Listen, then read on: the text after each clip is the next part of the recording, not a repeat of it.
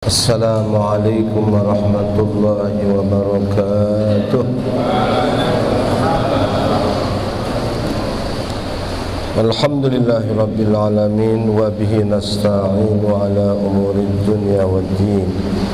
Wassalatu wassalamu ala asyrafil mursalin sayyidina wa habibina wa syafi'ana maulana Muhammad wa ala alihi wa ashabihi ajma'in. Amma ba'd, al-muhtaramin yang saya hormati para asatidzah, khususnya Bapak Haji Samsuar, Kenafillah Ustaz Fatoni, Ustaz Arsad, para asatidzah, para sepuh, para remaja, hadirin yang mudah-mudahan dan hadirat ya, mudah-mudahan kita adalah orang-orang yang selalu mendapatkan kemuliaan serta ridha dari Allah Subhanahu wa taala. Kita baca ulang ayat 165 156 ya. Tuh ya. Kita sudah baca wala taqulu, tapi belum kita uraikan. Kita baca dari 155 aja ya. A'udzu billahi minasy syaithanir rajim.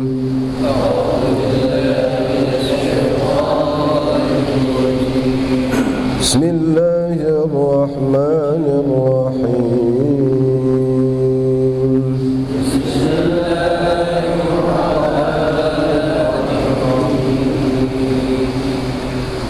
وَلَنَبْلُوَنَّكُمْ بِشَيْءٍ مِّنَ الْخَوْفِ وَالْجُوعِ وَنَقْصٍ مِّنَ الْأَمْوَالِ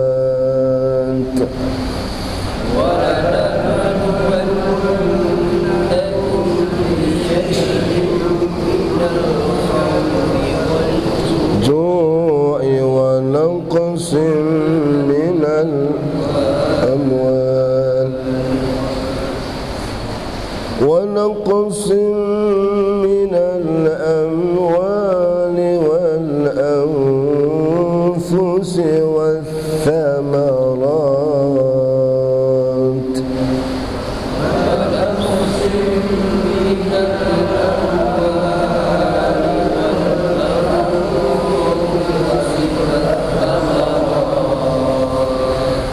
وبشر الصابرين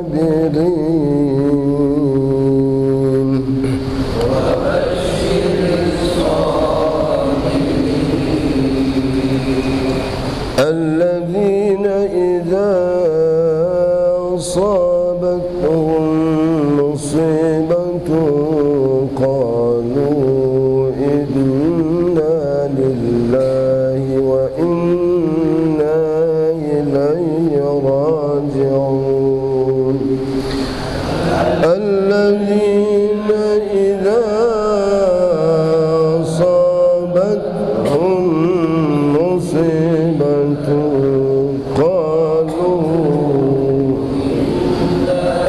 لله وإنا إليه راجعون أولئك عليهم صلوات من ربهم ورحمة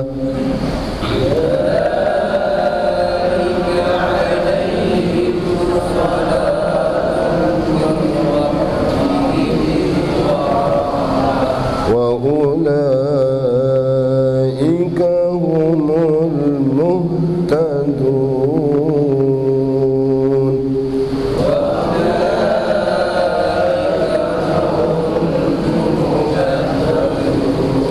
Sadaqallahul azim. Ayo dibaca biasa. Aku berlindung dari godaan syaitan yang sempurna dengan menyebut nama Allah yang Maha Pengasih lagi Maha Penyayang. Al-Baqarah 155. Dan kami pasti akan menguji kamu dengan sedikit ketakutan, kelaparan, kekurangan harta, kekurangan jiwa dan buah-buahan. Dan sampaikanlah kabar gembira kepada orang-orang yang sabar. 156, yaitu orang-orang yang apabila ditimpa musibah, mereka berkata, Inna lillahi wa inna ilaihi raji'un. Sesungguhnya kami milik Allah dan kepadanya lah kami kembali.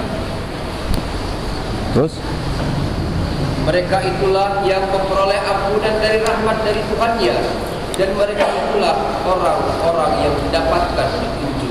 Ya. Maha benar Allah dengan segala firman. syukran, jazakallah. Lama-lama jadi nanti itu ya, sering nanti suka baca puisi ya. Jadi apalah gantinya Hendra siapa? Hendra siapa? Rahendra.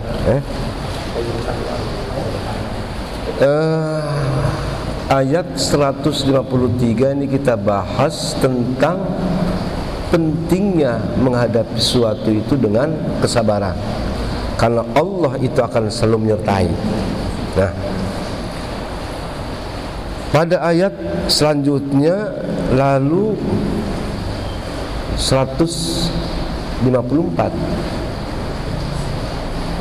wala taqulu liman yuqtalu fi sabilillahi amwat bal ahya'u walakin la tash'urun. Jangan kamu katakan kepada orang yang terbunuh di jalan Allah bahwa mereka itu mati, tapi sesungguhnya mereka adalah hidup, akan tapi kamu tidak merasakan, tidak punya rasa. Apa kaitannya dengan ayat sabar? Karena ternyata bahwa sabar yang berat itu adalah indal qital. Ya. As-sabru indal qital. Sabar ketika menghadapi perangan atau berperang. Bahkan coba nanti pada surah Al-Baqarah ayat 177 nanti dilihat, dikatakan was-sabirina fil ba'sa'i wad-dharra'i wa hinal ba's. Apa ke? 154 belum ada tafsiran dari Kiai. Iya. Ya kan? Makanya janganlah kamu katakan kepada orang yang terbunuh jalan Allah itu mati. Apa sih kaitannya ini? Ya kan?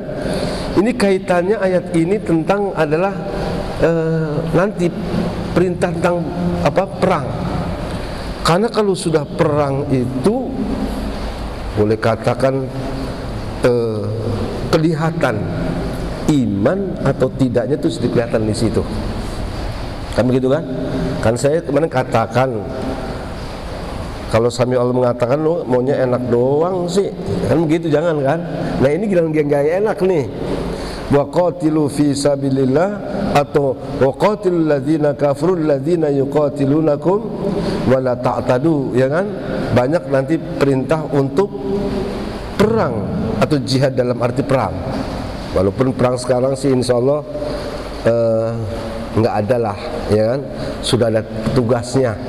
Kan? Enak udah berarti ada yang kenapa kita cari-cari yang begitu, ya kan? Karena bentuk jihad itu banyak bener yang lebih dahsyat, ya kan? Jadi la tatamannu liqa'al adu. Nabi sendiri, kamu jangan selalu berharap untuk bertemu dengan musuh. Justru malah kalau berharap ketemu teman, kenapa ketemu musuh? Kan begitu kan? Itu kan begitu. Jadi kita satu sisi kadang pengen enak, tapi kalau dikatakan begini nggak mau, ya kan? Nanti ada keterangan di Al-Baqarah juga. Kenapa sih kita sudah diusir, anak-anak kita diusir? Kenapa pemimpin kita tidak wajibkan perang? Kata Allah, asa ini fa'asa astagfirullahaladzim kalau jadi lupa. Kata Allah, iya ngomongnya begitu, tapi begitu diwajibkan Allah tuqatilu, kemudian tawallau minhum, mereka tuh berpaling, gayanya doang. Ayo kapan perang? Kita sudah harus perang melawan begini. Begitu diwajibkan pada kabur ngumpet. Itu nanti diceritakan dalam Al-Qur'an. Jadi yang ingin disampaikan bahwa setelah bicara tentang sabar, bicara tentang tadi orang-orang yang mati di jalan Allah. Mereka itu adalah orang-orang yang hidup di sisi Allah. Jadi begini, dalam Al-Quran ada orang-orang yang sungguhnya mereka masih berjalan, masih makan, masih minum, masih beraktivitas di atas bumi ini, tapi Allah katakan mereka itu bukannya hidup tapi mati. Jadi di hadapan Allah mereka itu kayak zombie-zombie itu. Siapa mereka? Kata Allah, wala tusalli ala ahdim minhum mata abada. Janganlah kamu mendoakan orang yang mati selamanya. Siapa mereka? Adalah orang-orang yang kufur kepada Allah Subhanahu wa taala. Mereka itu dipikir itu hidup, tapi dia adalah apa? Zombie-zombie yang berkeliaran di atas bumi ini. Kata Allah itu loh. Ya kan? Apa? Mata abada, mati selamanya, zombie. Tapi di sisi yang lain ada orang-orang yang sudah tidak beraktivitas, jasadnya sudah menyatu dengan bumi, tapi Allah katakan bahwa mereka itu hidup. Itulah orang yang mati di jalan Allah Subhanahu wa taala. Begitu mulianya. Cuma kita itu memang tidak punya rasa. Kita nggak merasakan. Tidak merasakan karena apa? Saking budegnya kita. Ya. Jadi kalau orang-orang yang soleh, orang itu deket, wah ternyata semangat dia itu hidup di tengah-tengah, ya kan? Ya tentu bukan hidup badannya, tapi hidup rohaninya. Nabi Muhammad mungkin jasmaninya sudah di Madinah, ya kan? Tapi ruhaniyahnya, ketika kita bersalat, bisa jadi sampaikan kepada Nabi dan Nabi pun mengucapkan salam. Itu namanya hidup. Oleh karena itu para Nabi, para Rasul, mereka cuma pindah tempat, ya kan, bukan mati. Mereka hidup. Juga kita juga tidak merasakan. Betul?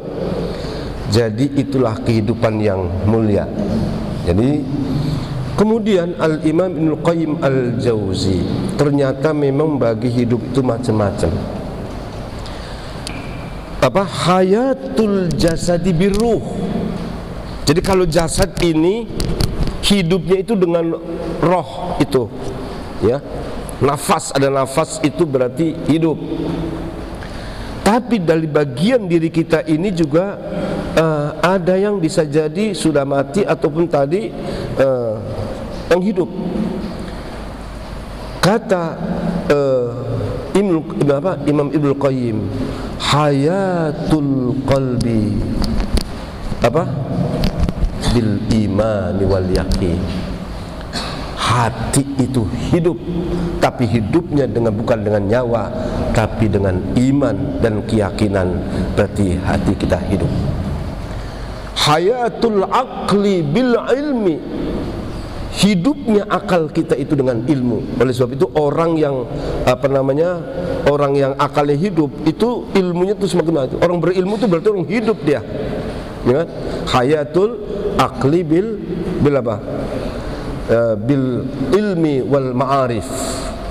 Kemudian hayatul nafsi, jiwa, dalam arti jiwa bukan badan kita, bikasrati dzikri.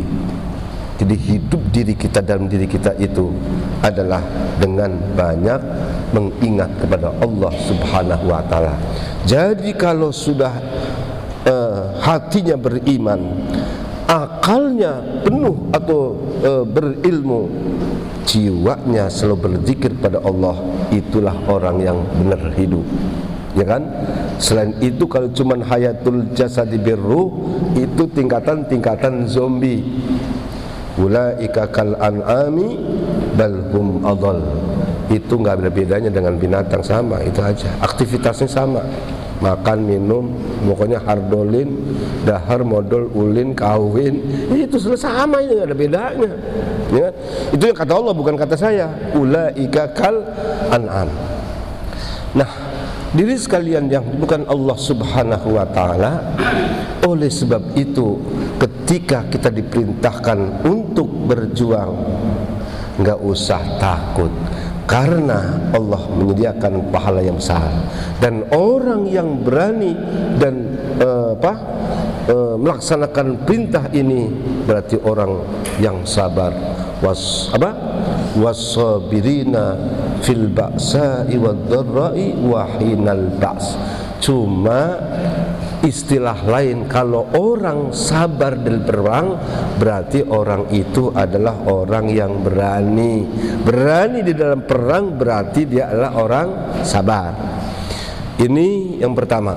Jadi sabar yang paling berat itu adalah melaksanakan perintah Allah seperti kita melaksanakan perang di jalan Allah Subhanahu wa ta'ala. Itu berat. Baru yang kedua, sabar dalam menghadapi musibah. Lihat, wala nabluwannakum bisyai'in minal khawfi wal ju'i wa naqsim minal amwali wal anfusi wath thamarat. Kata Allah, sungguh kami akan menguji kepada kamu. Berarti memang soal-soal ujian itu sudah dibuka, sudah dikasih tahu, enak. Nah, kalau kita sekolah dulu kan nggak dibocorin apa pertanyaannya, apa yang harus dijawab, kan nggak tahu, kan begitu kan? Cuma nanti ujian, kan begitu kan? Ada ujian, cuma soalnya dikasih tahu apa enggak? Nggak dikasih tahu kan? Kalau ujian yang Allah berikan itu dikasih tahu model ujiannya. Termasuk juga ketika di alam barzah nanti, ketika harus bertemu dengan mungkar wa nakir, itu juga pertanyaannya udah dibocorin duluan. Iya kan? Apa pertanyaan malaikat Israil, mungkar wa nakir? Udah tahu belum? Pertanyaan malaikat mungkar wa nakir apa pertanyaannya? Udah tahu, berarti tinggal jawab doang kan, enak. Makanya mungkar wa nakir kadang-kadang sama ustadz itu gedeg banget nih, orang ngasih tahu lagi kan begitu kan. Jadi ngebocorin ujiannya. Tapi itulah rahmat Allah, ya kan? Jadi sepahit-pahitnya orang mukmin yang katakanlah jelek, KW berapa itu? KW 10 kali ya, udah tahu bagaimana jawabnya. Itu hebatnya, itu rahmat, ya kan? Jadi sudah diberitahu apa yang akan dihadapi, supaya apa? Mudah. Oleh karena itu kan, wala nabluwannakum bisyai'in minal khauf. Bisa itu artinya sedikit aja, nggak banyak-banyak. Syai' itu artinya sedikit, ya. Bisyai'in, sedikit saja, minal khaufi, takut. Takut itu macam-macam. Disuruh perang takut, bisa. Suruh kawin, ada yang suruh kawin takut. Goblok kalau suruh kawin takut mah. Ya kan? Takut dipecat, takut di PHK, takut ditangkap, takut itu memang umum sifatnya. Bisyai'in minal khauf. Biasanya adalah orang yang posisinya dalam kebenaran. Ya kalau orang memang dia orang tidak benar, gimana takut? Oh iya, dia resiko, pokoknya kalau gua ditangkap ya udah, memang itu resiko, kan begitu kan. Ini biasanya orang yang posisinya dalam kebenaran, lalu kemudian dia harus berhadapan menakutkan, itu tadi minal khauf. Ya, maka kadang muncul sebabnya, mungkin pertimbangan dulu waktu masih muda mah berani bener, tapi begitu sudah kawin lain lagi ceritanya, punya anak apalagi. Sampai Nabi mengatakan al-waladu majbanatun mabkhalatun majhalatun, dalam hadis sahih itu. Anak itu bikin orang tua takut. Tadi waktu masih muda nggak takut dia. Begitu punya anak, kalau nggak gua punya anak gua habisin lo, kata begitu. Tapi begitu punya anak apa, nggak mikir-mikir kan begitu kan. Kasihan juga anak gua. Jadi apa, anak itu bikin majmanah. Yang tadinya nggak takut, takut. Mabkholah, bikin pelit. Dulu masih belum punya pacar, belum punya anak, belum ini, waduh, orang itu gampang bener. Tapi udah punya anak, mikir-mikir, tergua habis anak gua minta jajan, repot lagi urusannya. Mabkholah, majhalah, bikin bodoh. Jadi itulah memang tadi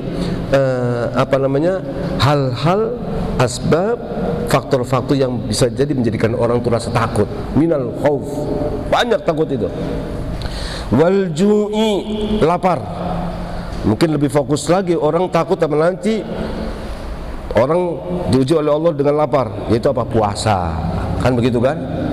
Atau kelaparan bisa jadi. Tapi lapar yang sudah pasti itu adalah ketika kita nanti masuk ke bulan Ramadan. Sudah pasti orang itu pada lapar. Jangan mengatakan saya nggak lapar Pak Ustadz Ramadan, wah ini malah nggak beres. Jangan-jangan lo minum diem-diem aja, ya kan? Namanya orang puasa mesti lapar, itu wajar, ya kan? Wa naqsim minal amwal, kurang duit. Jadi memang kalau dilihat dari ini ujian itu memang termasuk wa naqsim minal amwal, kekurangan harta. Betul enggak? Sebulan kebutuhannya katakanlah 5 juta, tapi pendapatan itu cuma 2 juta. Kurang enggak? Kurang enggak? Betul. Kurang apa?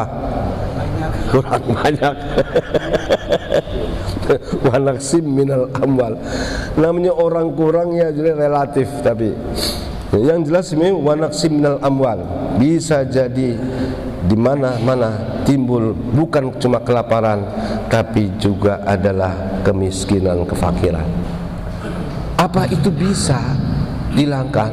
Ya mungkin untuk kapasitas atau tempat yang terbatas bisa, tapi di dunia itu nggak bisa dilepas dari adanya orang kelaparan, orang-orang miskin dan fakir, karena mesti ada, kan begitu kan? Oleh karena itu bukan kita memberantas kemiskinan yang benar, tapi menanggulangi. Betul nggak? Kalau berantas nggak bakal habis, nggak ada itu. Nanti dunia malah jadi kiamat, orang pada kaya semua. Nah kalau sudah kaya semua nanti susah makan malah. Siapa yang mau kerja? Siapa yang menanam padi? Siapa yang mesti begitu? Jadi nggak bisa, itu bagian daripada sunnatullah. Oleh sebab itu hal-hal yang semacam ini harus paham. Jadi nggak langsung kita bisa memberantas daripada kemiskinan, memberantas kebodohan, enggak, tapi bagaimana mengatasi supaya apa? Orang kaya juga punya posisi, dengan hartanya dia bisa membantu, dia punya posisi Allah Subhanahu wa taala. Semanta yang mereka yang susah mendapatkan sikap posisi yang sabar. Jadi kan kebaikan terus begitu. Nah ini menjelaskan wa naqsim minal amwali wal anfusi, termasuk juga kekurangan apa itu? Jiwa. Mungkin di antara keluarga ada yang meninggal, mungkin saudara, yang jelas bapak dan ibu kita juga sudah tidak ada. Saya termasuk ini adalah yatim piatu. Pak Haji Samsuar yatim piatu. Ini juga banyak yatim piatu semua. Wa naqsim minal min amwalina minal amwal wal anfusi. Tumus itu nggak ada, mungkin kalau hidup terus begini. Kadang-kadang ada yang 90 sampai 100 tahun, 200 tahun. Kita juga jadi keluarganya juga bingung juga loh. Betul nggak? Dia jalan ke sana kemari, orang pada ngelihat semua itu siapa sih bapaknya itu, kalau temennya kok nggak ada yang ngangkat, kok nggak ada yang nemenin sih? Ya Allah tuh anak cucunya pada kurang ajar, kemana sih? Repot lagi urusannya. Di rumah terus, anaknya yang mau ninggalin, yang nungguin juga lama-lama bete juga. Sudahlah, kata Nabi, yang enak aja sedang-sedang aja, ya kan, antara 60 70 tahun umpamanya begitu kan. Kecuali kalau 100 masih gagah kayak Haji Samsuar sih nggak apa-apa, ya kan. Jadi memang itu pun sudah kepastian, sudah keharusan, sebetulnya keharusan kita bakal ngadepin yang model begitu. Oleh sebab itu perlu di sini punya sikap adalah as-sabru indal musibah. Jadi ini sebetulnya penjelasan yang saya sampaikan. Jadi dalam hidup ini kita cuma jangan siap enak saja, tapi juga kita harus siap yang enggak enak. Betul enggak? Yang enggak enak harus siap. Sekali-kali cuma jangan manis melulu. Sekali-kali pahit. Badan kita juga seimbang itu. Kalau orang nih paling nggak nih, ini kasih bocoran aja. Paling nggak 3 yang harus supaya badan kita ini keseimbangan: manis, asin, pahit. Tapi kita senangnya cuma 2, manis, asin, ya kan? Mau kadang-kadang makan bakso itu kurang garam pak, tambahin garamnya. Kalau garamnya keasinan, tambah pak kurang keasinan, kuahnya kebanyakan lagi kurang pak ini. Aduh, lama-lama penuh tuh. Jadi manis, asin, tapi kita ini kadang lalu nggak mau pahit. Oleh karena itu banyak orang yang badannya itu nggak seimbang, yang kadang kena gula, yang kena diabetes, yang kena itu. Jadi pahit itu penting, kan begitu kan?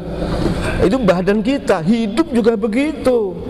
Bagaimana kita akan menikmati atau kita merasakan nikmatnya, katakanlah nikmatnya sate, nikmatnya sayur lodeh, nikmatnya sambal, kalau kita nggak pernah sakit, nggak pernah susah.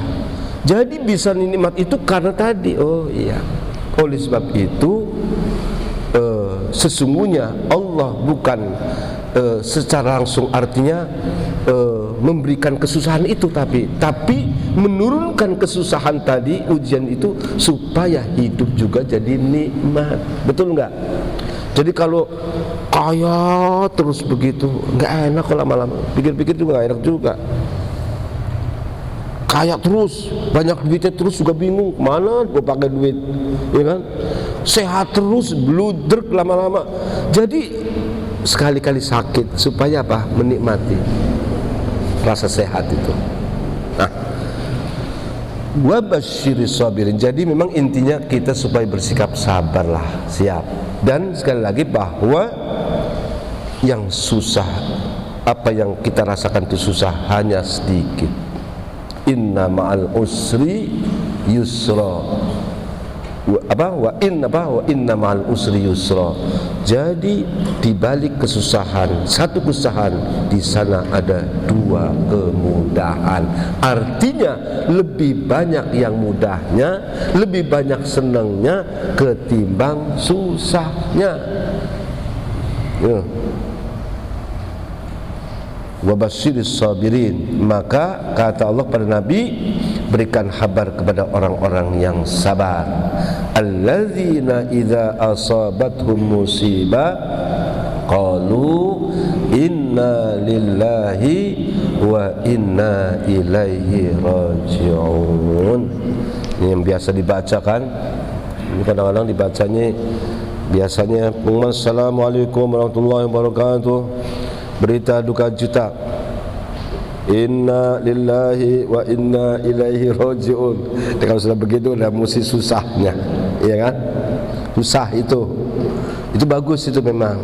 Tapi sekali-kali keseimbangan juga ada.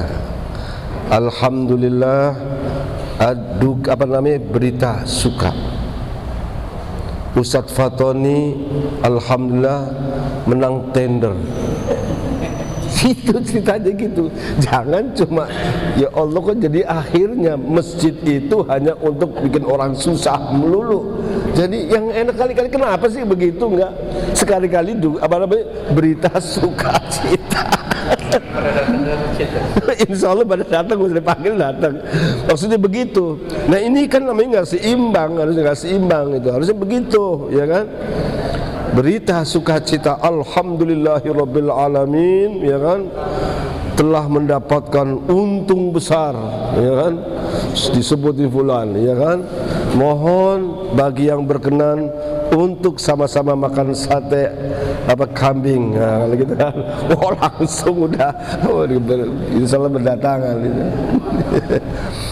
Jadi kembali di sini, alladzina idza asabatu musibah, orang-orang yang apabila tertimpa mendapatkan musibah, qalu inna lillah. Karena memang begini,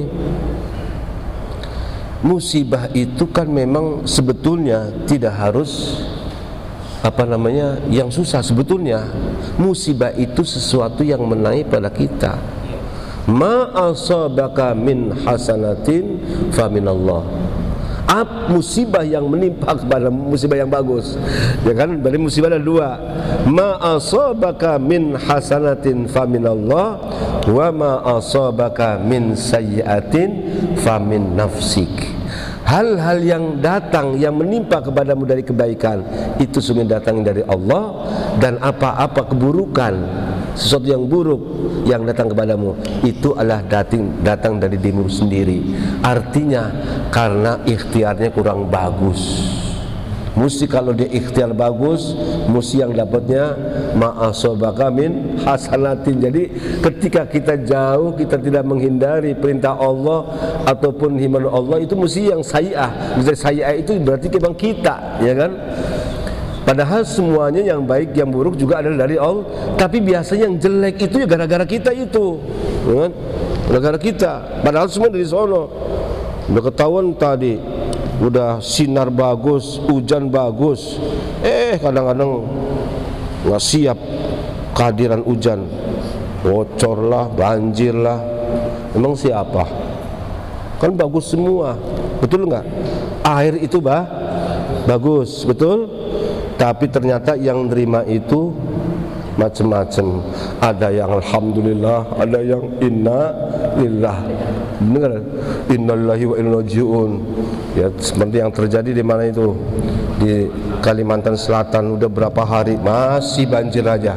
10 hari kemarin masih penuh, sekarang juga masih, masya Allah, ya kan? Itu berarti bukan dari Allah. Wa min nafsik. Jadi itu hal yang buruk itu berarti datang dia karena kita nggak siap. Kenapa? Ya bagaimana nggak banjir? Uang hutan-hutan pada gundul semua, kan begitu kan? Yang harusnya menyerap jadi nggak bisa diserap gitu loh, langsung. Apa? Jadi ibu kota.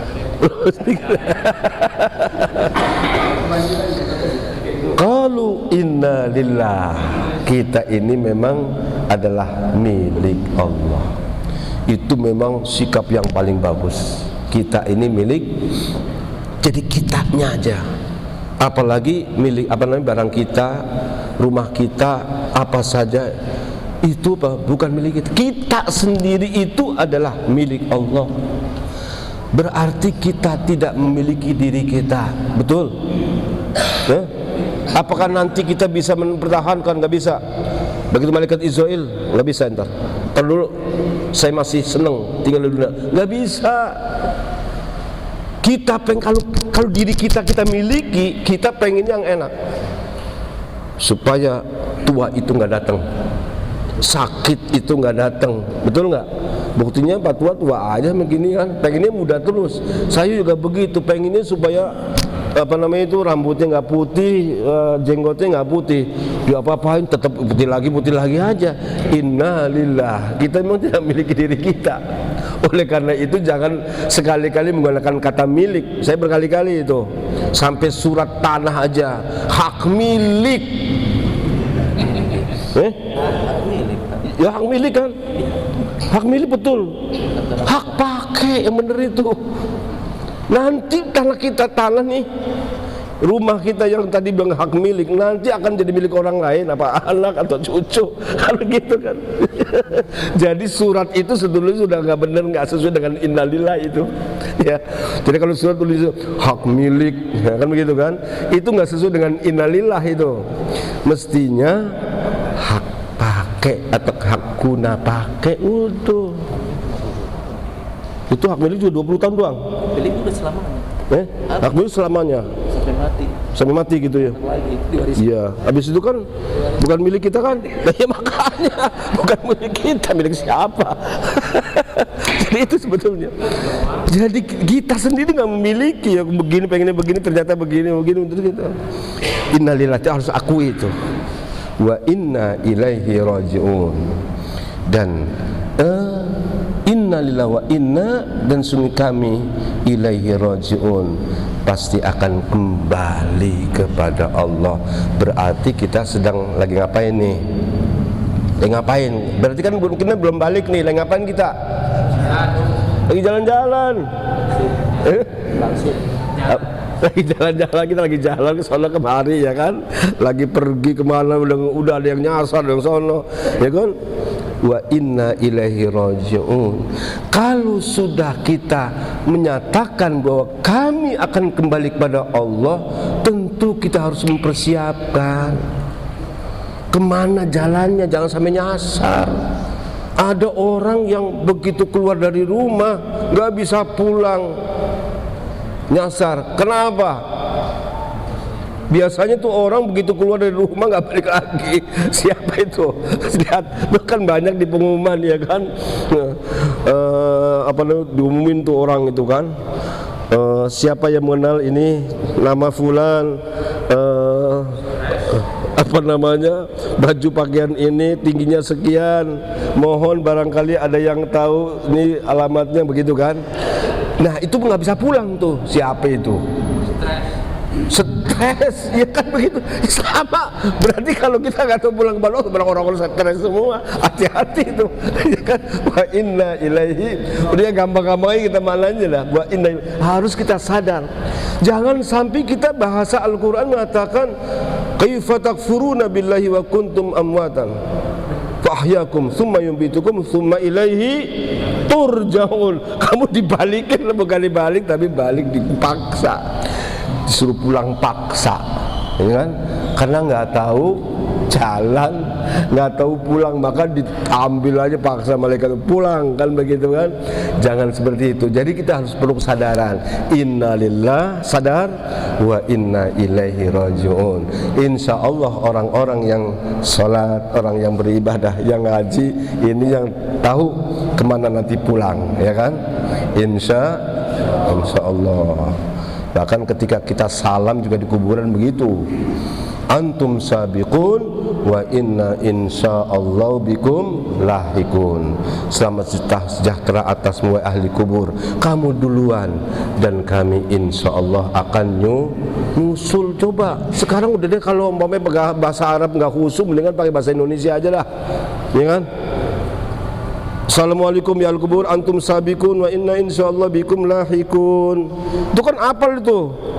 Tapi kadang-kadang nggak paham dia. Mendingan terjemahinnya, selamat sejahtera atasmu ahli kubur, kamu telah duluan, insya Allah kami akan menyusul. Nah gitu, kan begitu. Jadi sadar kalau dia bakal nyusul.